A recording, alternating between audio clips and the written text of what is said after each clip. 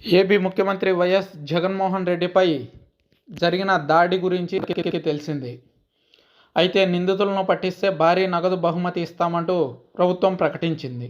జగన్పై దాడి కేసులో పోలీస్ కమిషనర్ ప్రకటన.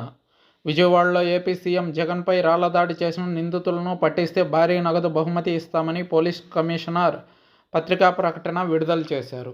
సెల్ ఫోన్, వీడియో రికార్డింగ్స్, ఈ సన్నివేశాలను బంధించిన వారు నేరుగా వచ్చి తమకు అందిస్తే 2 లక్షల రూపాయలు ఇస్తానన్నారు. వారి వివరాలు గోప్యంగా ఉంచుతామని, నిందితులకు ఎట్టి పరిస్థితుల్లో చేరవేయమని హామీ ఇచ్చారు పోలీస్ కమిషనర్. అయితే దాడి చేసిన నిందితులు ఎలా దొరుకుతారు?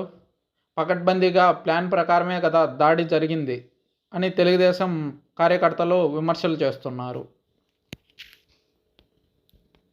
ముఖ్యమంత్రి పర్యటన ఒక నియోజకవర్గంలో కొనసాగుతుందంటే ఆ నియోజకవర్గంలో పవర్ కట్ ఉంటుందా?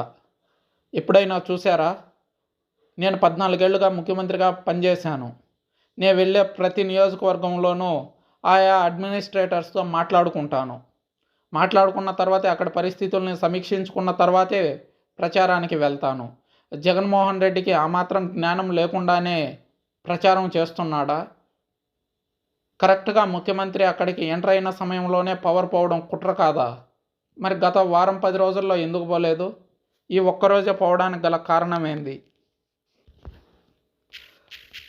అని తెలుగుదేశం పార్టీ నాయకులు విమర్శలు చేస్తున్నారు.